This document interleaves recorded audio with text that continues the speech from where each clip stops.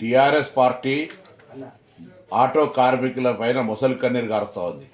నిజంగా వాళ్ళు ప్రభుత్వం 10 సంవత్సరాలు ఉన్నప్పుడు ఆర్టీసీ కార్మికులకు తీసుకున్న సంక్షేమ కార్యాలయం అని ఉంటే చెప్పాలి.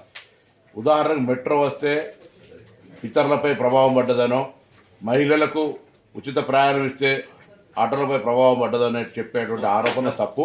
మేము ఎక్కడ కూడా బస్సు ప్రయాణికుల ఇంటికి వెళ్ళడం లేదు. బస్సు గతంలాగానే బస్టాండ్ నుంచే పోతా ఉంది. ప్రజలు ఇంటి దగ్గర నుంచి బస్టాండ్కి రావడానికి ఆటోలు వాడుకుంటా ఉన్నారు. అవును, ఎన్నికల హామీ మేము 12,000 రూపాయలు సంవత్సరానికి ఇస్తామని చెప్పినాం. మీ నిర్వాహకం వల్ల, ఆర్థిక సంక్షోభం వల్ల ఈ సంవత్సరం ఇవ్వలేకపోయినాం.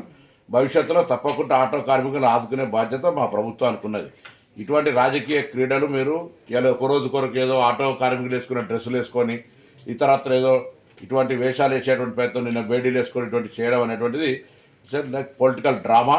అటువంటి చేయకండి. నిజంగా మీరు ఏమైనా చిత్తశుద్ధి ఉంటే నేను అడుగుతా ఉన్న టీఆర్ఎస్ లెజిస్లేటర్ పార్టీ కావచ్చు, టీఆర్ఎస్ పొలిటికల్ పార్టీ ఎన్నడైనా ట్రాన్స్పోర్ట్ మినిస్టర్కు ఆటో కార్మికుల మీద ఈ డెమోక్రసీలో ఈ సమస్యలు నేను రిప్రజెంటేషన్ చేసిరా?